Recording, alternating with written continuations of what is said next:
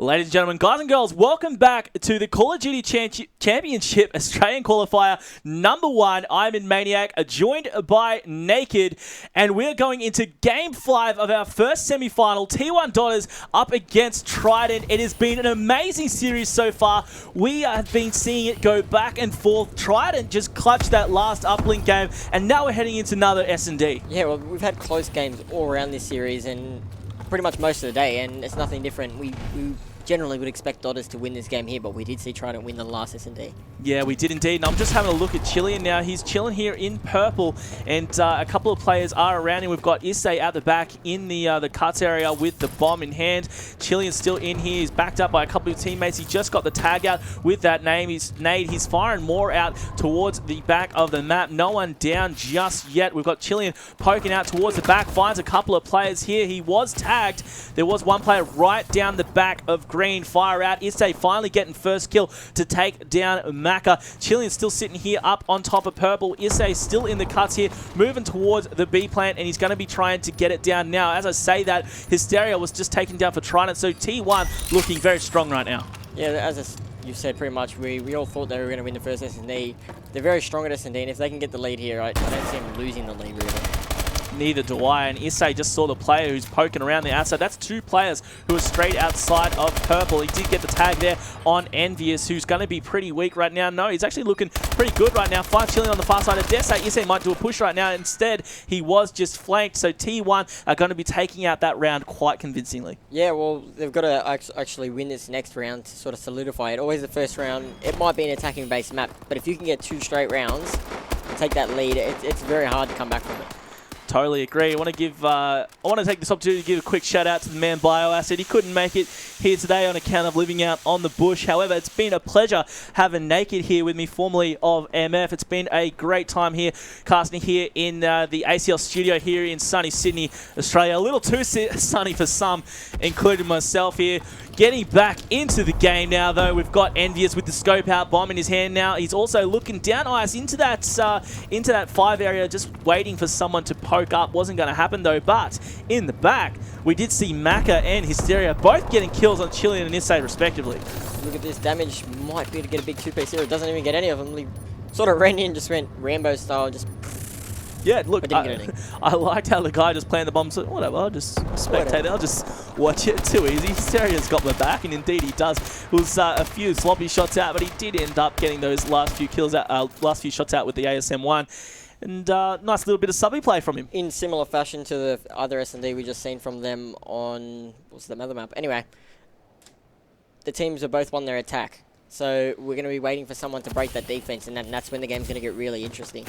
It will indeed. We're just checking out Envious now. He's pushing into 5. Probably going to make his way up through ice, or just chill here, biding his time, scope out. Oh, look, this is going to be a kneecap if I've ever seen one. If he was able to get something off here, we do see damage shooting me, just be a up kneecap, there. it'd be a body shot though. What you did there, I see it. Moving back into the purple area where we did see Chilean was just in there.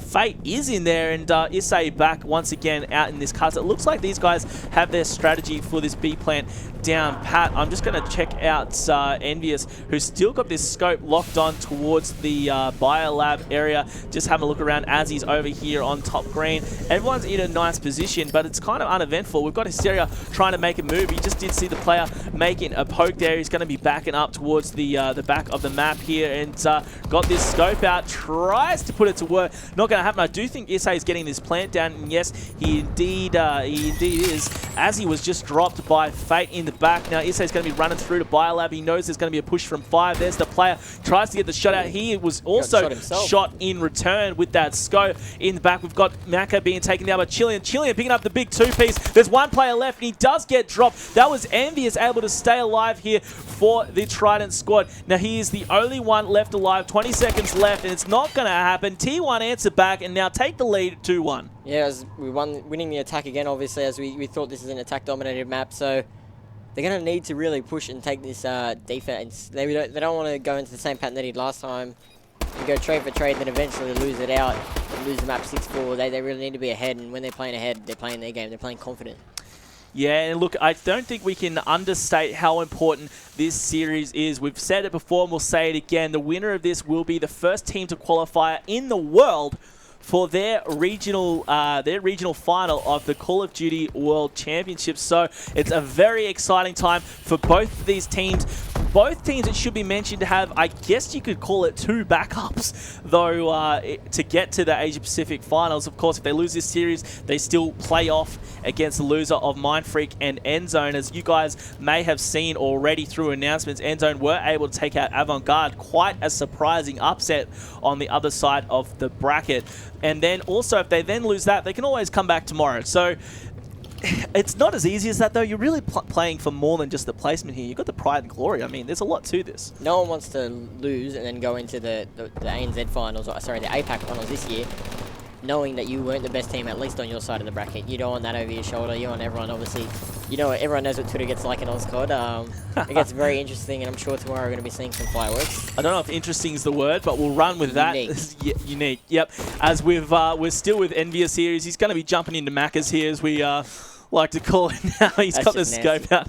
And he did get that plant down over on B. But look at this. His team is dropping like flies here. Chilean picking up the big 2-piece. Damage taking down Issei as well. He's in purple at the moment. He saw that big nade come in. Perfectly timed by Envious to take down Damage. We've got a 1v1 scenario. But it's going to be Envious here who's going to be trying to make a move here. 13 seconds left. Look, time's going to be running out for these guys, and it looks like Chilean in the purple has just played it nicely, but as I say that, he was taken down at the end there. I have probably a few things to say about that last little segment that went down. Envious did really well to get a nade on Damage. What I don't understand is why Damage didn't watch the kill cam. Seen where he shot the nade from, because Chilean was looking in the complete opposite spot. That's just the breakdown of a lack of, no, it wouldn't even be a lack of teamwork, probably a lack of judgment not to watch the kill cam, see where he shot it from. It would have narrowed down which half of the map he was on, and Chileans would have had a better chance to win that round. Don't really expect that from a squad like T1. Definitely not in S&D. Not in S&D. Could explain why they're kind of dropping the ball lately. Now, things are tied up at 2 apiece. And, yeah, so we're going to be seeing the squad of T1 on the aggression here. And after their last little fumble, they really need to bring something out of the bag. Yeah, that might be, obviously, seeing your Fate just drop then. So this might be the round that they do drop. It's still anyone's going to win 3v4, but it's an attacking-based map, and obviously we've seen the attacking team win every time. So if Daughters can play how Daughters want to play, they've got no problem winning this round. And just as we say that, 2 members of T1 are taking down both Chilean and Fate. So it's all up to Issei and Damage to make a play. They are, of course, trying to get the plant down here in B as they always go. But as I say that, we've got Issei making a move. Just have a look down 5. There is one player, but he's sitting on top of the pillar in there. So I'm not sure if he's going to be making a move. I think Issei might have spotted Macca out here, and it looks like he's making a move there. This will be a really nice shot if he can pull this off. Not to be, though. He's going to instead try and get that nade out, maybe to try and push him out of there, and he did get the hit there. It was nice work trying to bait out Envious for a play as well. Still got this bomb in hand, 22 seconds left, and he's going to be rotating around towards A, which I think this might be a smart play. He needs to watch both of these players over here, which is Azzy and Macca, who both have eyes on, and look, the tag does go out. But look, Macca was shut down by Damage on the flank, so Azzy's now left all alone up against Issei and Geek. Look, he does get the kill there. He knows Issei's got to get that plant down, so he's just waiting for him to move. He saw where he went. Now he's going to try and get the kill here. He needs to watch himself. The player's just there. Tags out. It's all up to Azzy. Can the man do it? He's up against one of Australia's best, Issei, and there it is. Shuts him down. Azzy's going to let him know about it as well. That was such a good play. I really like what I saw there from these Trident guys. Azzy especially. Nice work there. Look, we did see it shouldn't have been left to a 1v1, really. It wasn't. They gave him the round. It shouldn't have been. It shouldn't have been, as you just said. And Issei had to make a move once it was in that 1v1 scenario. But when you've got a 1v1, as he was looking right at him, he knew where it was going down. I must say, it was a bit of a scrap. It looks like I think if that was at LAN, as he would be slapping his teammates over the head for letting it get down from a 2v4 to a 1v2 in his part, and he might have just won his team a spot at APAC finals with that clutch. And if he did, I mean, what a play to do it on. Envious now, he's got the bomb in hand, the scope in hand, he's got everything. And look, again, this is going to be T1's game to lose. We know that S&D has always been strong, but this tournament has shown otherwise. Yeah, it's really shown that maybe not about their S&D not being strong, but about them not they haven't been able to convincingly win a series. Besides possibly the first series if we didn't see that. I think scope for scope, by the way, we just saw Issei was a bit stronger as he took down Envious, and he's still got the scope in hand now. Damage taken down Maka, and before you know it, Azzy's once again the only man left alive for this Trident squad. In a 1v4 scenario, I'm not sure how he's going to go, but if anyone's going to do it, it's going to be Azzy. Saw one player here in Biolab. They're having a bit of a ring around the rosy. He's going to get back up before you know it. Azzy was able to take down damage. There is a player that's going to be Issei pushing in there. I'm surprised Azzy's still alive now, but look, 3v1 scenario, he could still pull it off. He's going to be trying to push into purple. He's watching, look, smart plays here, watching his flanks. There's a player out in the cuts there. He needs to potentially turn around and, yeah, shut down just like that. We just seen it again, that Trident broke the attack finally, and then they just gave it back. And that's actually what happened in the last game, yet Trident broke it again the next round. So if we see history repeat itself here, it's going to be in Trident's favour. Well, it's surprising how much it is actually repeating itself. It's gone. I think it might have been this round. It was the exact same round. It was the same rounds that they've rotated this around, and now that they've evened things back up. Illuminati confirmed. Confirmed. So, okay, it's Illuminati confirmed if we see them win 6-4. Yes. Yep. That's yes. All right. That's what we're going for. All right, if it's 6-4, Illuminati confirmed. You heard it here first, guys. So we're going to be watching the T1 squad once again on the attack. Issei, bomb in hand. Let's just go have a look at these guys who are pushing towards purple. There's one player who's in B already, or on top of B rather. That's going to be Hysteria. There's going to be one player inside of Biolab. That's Chilean from the T1 squad. We've got Damage in there as well. He's also got a scope out. Playing out in the snow, you've got Fate, who's playing over here in Macca's. And look at this this squad from Trident are set up very, very nicely. You've got Hysteria here just watching purple and just overlooking the place. You've got Maka down here with the scope in blue. He's just looking into purple, waiting for someone to make a slip. The bomb carrier is just to the left there, coming from Biolab. So if Maka just watches, he's going to spot him in just a second. He might be on the far side, though. Got to watch himself. Hysteria, he's still just up high. So, they're playing very, very careful here. I think he might have spotted Chilean. He did definitely spot Issei there. Now, that's going to be communicated to his team for sure. So it's going to be interesting to see what plays out. Indeed, you saw Hysteria make a move. He was shut down by Chilean. Envy is able to take down Damage. Ooh. Damage self. Well, I think he might have been throwing an A when he got killed and it dropped. Yeah, taking down Chilean. That was unfortunate for this T1 squad. And look, the bomb has been planted. We've got a 1v4 scenario here.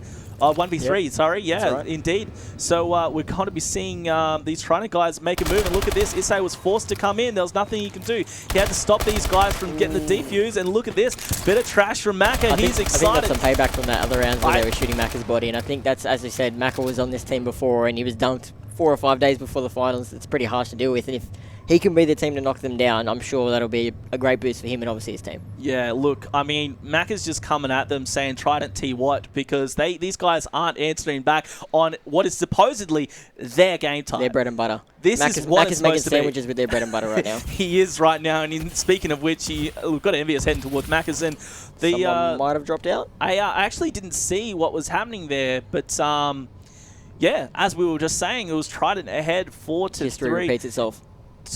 Very, very true. That's what they're doing. They're stopping it. Quite scary. And in fact, we saw Fate's lagging out. We did hear Fate contacted us saying that his Xbox froze up before, so that may have happened again. We'll just keep in mind, folks, that the series score is 4-3. And don't forget, on the other side of the bracket, after this game, we will be seeing, we're going to have it here on stream, we're going to have Mindfreak versus Endzone, so that's going to be really interesting to see. I expected these Avant-Garde guys to come through, but unfortunately knocked out by Endzone in that final game. So moving on to what we have got right in front of us, 4-3 is our score here on the S&D on Biolab. It is the 5th game, and what an important game to have to wait for Fate to come back. But with that said, we'll try and wait for him to come back, and in the meantime, we're going to go to a quick break. So again, we'll be right back with Game 5 S&D. Don't you guys go anywhere.